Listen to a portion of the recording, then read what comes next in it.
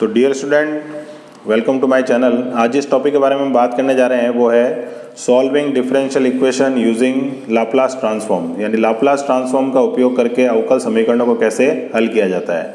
तो ये जो टॉपिक है ये आपके बीएससी बीटेक इसके अंदर बड़ी एक इम्पॉर्टेंट टॉपिक है मैथमेटिक्स के पेपर में। तो सॉल्व करने से पहले इसमें कुछ फार्मूलाज जो हैं वो हमें ध्यान होने चाहिए, वो उसके बारे में हम देखते हैं कि कौन कौन से फार्मूला है। तो पहला फार्मूला जो हमें ध्यान होना चाहिए वो है लाप्लास ऑफ e की पावर at। वो क्या होता है, जैसे यहाँ पर अगर प्लस साइन है तो यहाँ क्या आ जाएगा माइनस। सिमिलरली अगर लाप्लास ऑफ e की पावर माइनस at का यूज़ करना है तो माइनस अगर यहाँ ऊपर है पावर में तो नीचे क्या आ जाएगा प्लस आ जाएगा। यहाँ पर एरो का मतलब है कि हम इसका इन्वर्स लाप्लास करें। इन्वर्स लाप्लास का मतलब क्या होता है कि जब हम टाइम को फ्रीक्वेंसी में बदलते हैं, यानी समय को अगर आवृत्ति में बदलते हैं तो उसको कहते हैं लाप्लास ट्रांसफॉर्म। यानी जो हमें क्वेश्चन दिया होगा वो t में दिया होगा और हमें कन्वर्ट किस में करना होगा, उसको s में। और यही अगर हमें s में क्वेश्चन दे दिया जाए तो उसको किस में बदलना हो, t में, तो वो हमारे लिए क्या होता है इन्वर्स लाप्लास ट्रांसफॉर्म। ठीक है, लेकिन डिफरेंशियल इक्वेशन वाला ये जो टॉपिक है इसमें हम क्या करेंगे, सबसे पहले t को किस में बदलेंगे, s में, यानी लेंगे उसका लाप्लास और फिर उसको वापस से इन्वर्स लाप्लास बदलेंगे तो उसका क्या लेना पड़ेगा, इन्वर्स लाप्लास ट्रांसफॉर्म। तो दोनों ही पार्ट काम आने वाले हैं इस टाइप के क्वेश्चन के अंदर। नेक्स्ट जो फॉर्मूला आपको ध्यान रखना है वो है लाप्लास ऑफ कॉस e की पावर at। क्या होता है s upon S square plus A square, और साइन at का अगर आता है तो ऊपर कॉन्स्टेंट आ जाएगा S square plus A square. Next formula क्या होता है लाप्लास ऑफ t की पावर n, वो होता है फैक्टोरियल n अपॉन s की पावर n प्लस 1। तो ये कुछ फॉर्मूलाज हैं जो हमें ध्यान होने चाहिए लाप्लास और इन्वर्स लाप्लास के केस में। अब जब डिफरेंशियल इक्वेशन आएगी अवकलन समीकरण तो ऑब्वियस है वहाँ पर dy dx लिखा होगा या फिर d लिखा होगा। तो उसके लिए क्या करना होता है कि अगर लाप्लास ऑफ dy लिखा हुआ है, ठीक है, जैसे लाप्लास ऑफ हमने लिख दिया dy, तो dy का मतलब क्या होता है पावर d की कितनी है 1 है। तो उसके लिए फॉर्मूला क्या होगा एस वाई एस, यानी s की पावर भी कितनी आएगी हमारे पास 1 आएगी, तो S Y S minus Y zero. अगर आप ध्यान से देखें तो यहाँ पर एक कैपिटल लेटर है और यहाँ स्मॉल लेटर है। तो जब भी कोई क्वेश्चन स्मॉल लेटर में होता है तो वो टाइम डोमेन यानी समय में होता है, और जब भी कोई लेटर कैपिटल में होता है तो वो फ्रीक्वेंसी डोमेन में होता है। तो ये हमें चीज़ थोड़ा क्लियर होनी चाहिए। तो जब भी हम लिखें कॉपी में तो वो भी ध्यान रखें कि अगर हम फ्रीक्वेंसी में लिख रहे हैं तो कैपिटल लेटर से रिप्रेजेंट करें और टाइम में लिख रहे हैं तो स्मॉल लेटर से। तो जो टाइम के अंदर वाई के अंदर जो जीरो लिखा होता है ऑब्वियस है वो किसको रिप्रेजेंट कर रहा है, टाइम को रिप्रेजेंट कर रहा है। अगर हम डी स्क्वायर वाई की बात करें तो सबसे पहले आपको क्या करना है, ये जो इक्वेशन हमने लिखी है उसको पहले एस से मल्टीप्लाई कर देंगे दोनों को, तो यही हो जाएगा एस स्क्वायर, यहाँ आ जाएगा एस। उसके बाद जो वाई जीरो है उसका एक बार और अवकलन कर देना है वाई डैश जीरो से। तो Y zero Y dash zero ये सब क्या कहलाती है, प्रारंभिक अवस्था, यानी इनिशियल कंडीशन जो हमें क्वेश्चन में दे रखी होती है। और अगर क्वेश्चन में गिवन नहीं हो तो उसको हमें जीरो मान लेना है अपनी तरफ से। नेक्स्ट आता है डी क्यूब वाई, अगर आ जाता है तो ऑब्वियस है कि पावर आगे से आगे बढ़ती जाएगी, यानी इस इक्वेशन को पहले आप एस से मल्टीप्लाई करेंगे और फिर क्या लिख देंगे माइनस का वाई डबल डैश जीरो। तो इस तरह से ये कुछ फॉर्मूलाज हैं जो हमें ध्यान होने चाहिए लाप्लास इक्वेशन को सॉल्व करने से पहले। अब हम देखते हैं कि क्वेश्चन में कैसे अप्लाई करना है। तो पहला क्वेश्चन जो हम ले रहे हैं यहाँ पर वो हमारे पास जैसे आगे एग्जाम में सॉल्व लिखा हुआ आएगा, डी स्क्वायर माइनस में एक इक्वेशन दे रखी होगी और इनिशियल कंडीशन दे रखी होगी। तो सबसे पहला स्टेप नंबर जो 1 होगा हमारे पास, वो स्टेप नंबर फर्स्ट क्या होगा कि टेक लाप्लास ट्रांसफॉर्म, दोनों साइड लेना है। तो डी स्क्वायर जो था उसका फॉर्मूला क्या था हमारे पास, S square Y S minus S Y zero minus Y dash zero. तो एज इट इज़ हमने क्या करा है, जो डी स्क्वायर वाई वाला जो कंसेप्ट है उसको यहाँ पर एज इट इज़ यहाँ पर लिख दिया। उसके बाद आता है डी के आगे क्या लिखा -3, तो वो अपनी जगह पर आएगा। उसके बाद डी के लिए हम क्या करेंगे, क्या लिखेंगे S Y S minus Y zero. फिर उसके बाद क्या है 2 है, 2 के साथ कौन है वाई है, तो वाई का क्या लिख देना सीधा वाई एस इक्वल टू, यहाँ क्या लिखा है 1, तो 1 का लाप्लास क्या होता है 1 अपॉन एस, माइनस ई की पावर 2t का क्या होता है 1 अपॉन एस माइनस 2। तो 1 का लाप्लास या कांस्टेंट का लाप्लास निकालना हो तो हमें कौन सा फॉर्मूला यूज करना है, लाप्लास ऑफ t की पावर n वाला, जो कि होता है फैक्टोरियल n अपॉन s की पावर n प्लस 1। अब हम आते हैं इस क्वेश्चन को सॉल्व करने से लिए। तो y जीरो की जगह में क्या दे रखा है 1 दे रखा है और y डैश जीरो की जगह 0। तो इनिशियल कंडीशन अगर हम यहाँ पुट करते हैं तो हमारे पास क्या रह जाएगा S square Y S minus S minus zero. उसके बाद -3 S Y S minus Y zero की जगह क्या आ जाएगा 1 plus 2 Y S equal to क्या बच जाएगा 1 अपॉन एस और 1 अपॉन एस माइनस 2। तो रिजल्ट क्या रहेगा हमारे पास S square Y S minus 3 S Y S और यहाँ पर हमने 1 रख दिया तो प्लस का 3 plus 2y(s) equal to 1/s minus 1/s minus 2। अब आपको क्या करना है, y(s) वाले जो टर्म्स हैं उनमें y(s) को कॉमन लेना है। तो यहाँ क्या बचेगा, s² minus 3s plus 2 minus s plus 3 equal to 1/s और माइनस का 1/s माइनस 2। तो ये जो टर्म है उसको हमें उधर की तरफ भेजना है, क्योंकि हमें इनडायरेक्टली y(s) का एक्सप्रेशन निकालना होता है। तो पहले हम क्या करेंगे, इन दोनों को उधर भेजेंगे। तो y(s) s² minus 3s plus 2 equal to यहाँ क्या हो जाएगा, s माइनस 3 प्लस 1/s और माइनस 1/s माइनस 2। अब ये जो टर्म है इसको हमें नीचे भेजना है। तो y(s) का एक्सप्रेशन क्या हो जाएगा, s minus 3 upon s² minus 3s plus 2 1/s s² minus 3s plus 2 और 1/s minus 2 into s² minus 3s plus 2। ये हमने सब भेज दिया। तो y(s) के हमारे पास कितने पार्ट हो गए, 3 पार्ट हो गए। तो y1s नाम दे देना, इसको नाम दे देना y2s, इसको नाम दे देना y3s। तो ये हमारा पहला स्टेप हो गया जिसमें हमने y(s) का एक्सप्रेशन निकाल लिया है। अब स्टेप नंबर जो 2 है उसके अंदर हमें अब इसको, तो सबसे पहला काम हमने क्या किया है, ये जो टाइम डोमेन था उसको फ्रीक्वेंसी डोमेन में बदला है।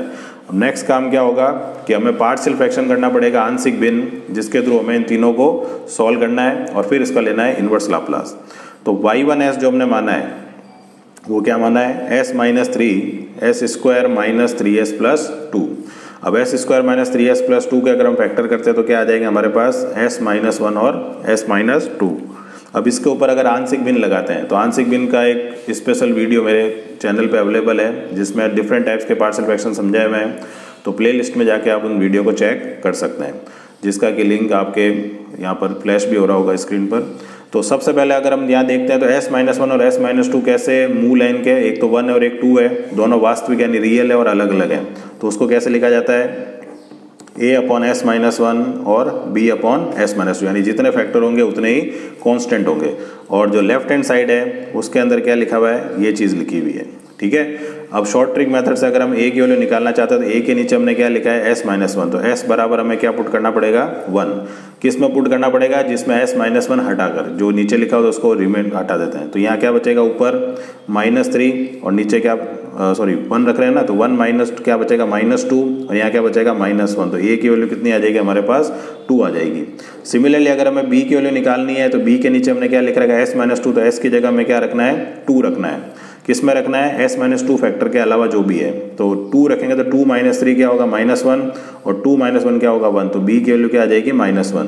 तो हमारे पास y1s का एक्सप्रेशन क्या आ गया, 2/s minus 1 minus 1/s minus 2।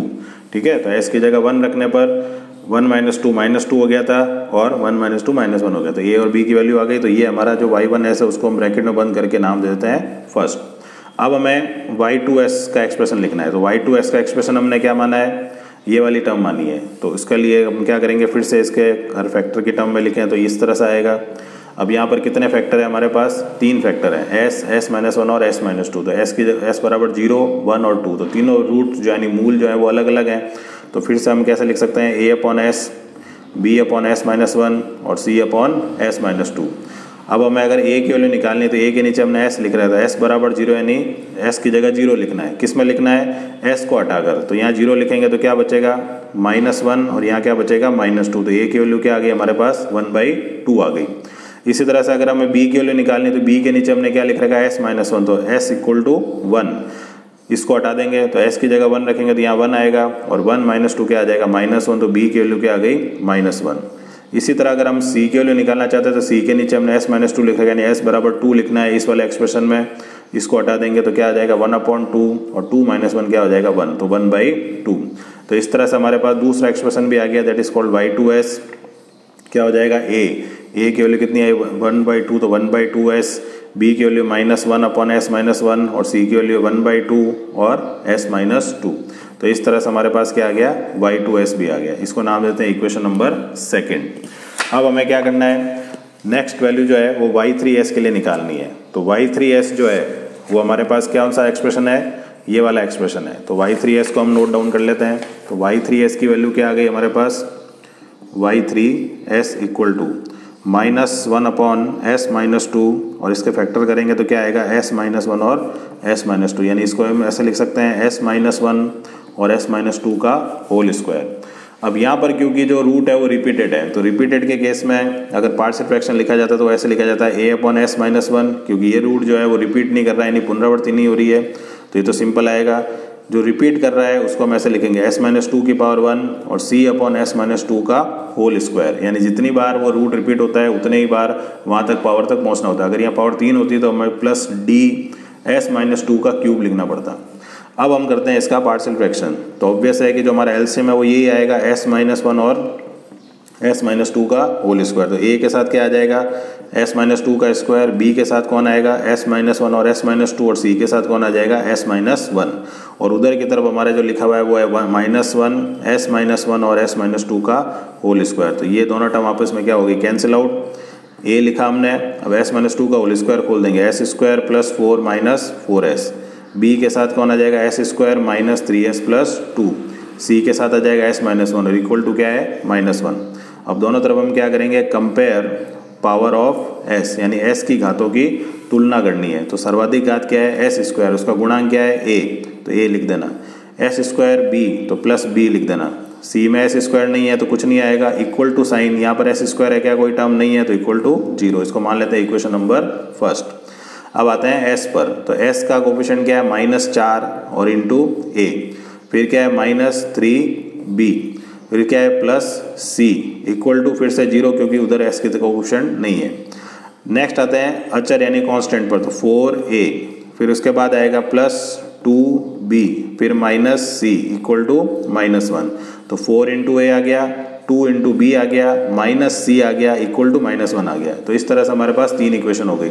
अब 3 इक्वेशन है, 3 अननोन है, तो यहाँ से अगर हम a इक्वल टू -b इस इक्वेशन में और इस इक्वेशन में अगर पुट कर देते हैं तो क्या आएगा, a की जगह अगर -b रखता हूँ तो माइनस माइनस प्लस हो जाएगा, तो प्लस का 4b - 3b + c equal to 0, यानी ये इक्वेशन क्या हो जाएगी हमारे पास b + c = 0। इसको मान लेते हैं इक्वेशन नंबर 4। यहाँ पर a की जगह -b रखते हैं तो माइनस का 4b प्लस का 2b - c इक्वल टू -1, तो यहाँ क्या हो जाएगा माइनस का 2b - c इक्वल टू -1, ये आ गई इक्वेशन नंबर 5। इन दोनों को सॉल्व करते हैं, c से c कट जाएगा, -b इक्वल टू क्या आ जाएगा -1, तो b की वैल्यू क्या आ गई 1। अब b की वैल्यू अगर 1 है तो यहाँ अगर b की वैल्यू 1 रखते हैं इस इक्वेशन में, ठीक है, तो b की वैल्यू 1 है तो c की वैल्यू क्या हो जाएगी -1, और b की वैल्यू 1 है और a इक्वल टू हमारे पास क्या था -b था, तो a की वैल्यू क्या हो जाएगी -1। तो ये हमारे पास तीनों वैल्यू आ चुकी हैं। अब इन तीनों वैल्यू को हमें क्या करना है, इस इक्वेशन में पुट कर देना है, जो हमने यहाँ पर ये वाला फॉर्मेट लिखा था। तो क्या हो जाएगा y3s की वैल्यू क्या हो जाएगी -1/(s-1) प्लस b की वैल्यू 1/(s-2) और -1/(s-2) का होल स्क्वायर। तो ये आ गया हमारे पास y3s, इसको नाम देते हैं थर्ड। अब क्योंकि ys जो था वो हमारा तीनों का कॉम्बिनेशन था, y1s + y2s + y3s, तो y1s की वैल्यू क्या आई थी हमारे पास, y1s आया था 2/(s-1 - 1/(s-2), तो 2/(s-1 - 1/(s-2), y2s हमारे पास क्या आया था 1/2s -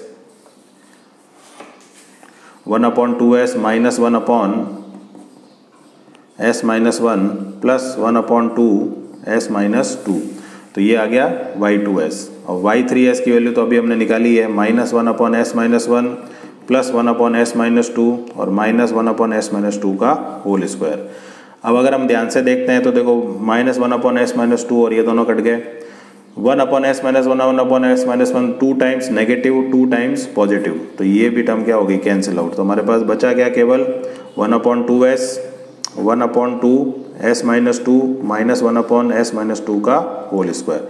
तो ये हमारे पास क्या है y(s) है। तो लास्ट स्टेप में हम क्या करेंगे, अब इनवर्स लाप्लास ट्रांसफॉर्म, जिससे हम s को किस में बदल देंगे, t में। तो अब उसको बदलने के लिए हमारे पास क्या है, देखो 1/2 तो कांस्टेंट है, इसमें 1/s तो लाप्लास ऑफ 1 क्या था 1/s था, तो 1/s का लाप्लास क्या हो जाएगा, फिर से 1 हो जाएगा। लाप्लास ऑफ e की पावर 2t अगर कोई कहता है तो क्या लिखेंगे उसको 1/s-2, तो 1/s-2 का इनवर्स लाप्लास क्या हो जाएगा, फिर से e की पावर 2t। अब यहाँ जब आएंगे तो यहाँ पावर क्या है, एक से ज़्यादा है, तो एक से ज़्यादा पावर के लिए अवकलन यानी डिफरेंशिएशन प्रॉपर्टी लगती है। तो पहले आपको इसको भूल जाना है, 2 को भूल जाओ, तो 2 को भूल जाओ तो माइनस साइन लगाया और ई की पावर क्या लगा दिया 2t, जो कि इसका जनरल लाप्लास होता है। अब यहाँ पर जितनी पावर है उससे एक कम पावर का t की पावर 1 मल्टीप्लाई कर दो और नीचे ही वही पावर लिख दो, जैसे फैक्टोरियल 1। तो ये हमारा क्या हो जाएगा आंसर। फॉर एग्जाम्पल आपके पास आ जाता है लाप्लास इन्वर्स निकालना है 1/s - 2 की पावर 3 का, तो पहले 3 को भूलने पर e की पावर 2t लगा दो। उसके बाद देखो 3 पावर है तो 3 से एक कम पावर का t मल्टीप्लाई कर दो यानी 2 और उतना ही फैक्टोरियल नीचे लगा दो, तो फैक्टोरियल 2। तो ये क्या हो जाएगा इसका इन्वर्स लाप्लास। तो इस तरह से हम इस क्वेश्चन को सॉल्व कर सकते हैं लाप्लास ट्रांसफॉर्म के। अब हम देखते हैं हमारा नेक्स्ट क्वेश्चन, ठीक है। वीडियो लंबा हो जाएगा तो इसलिए इस वीडियो को यहीं रोकते हैं। नेक्स्ट क्वेश्चन नेक्स्ट वीडियो में देखेंगे, तब तक के लिए थैंक यू वेरी मच।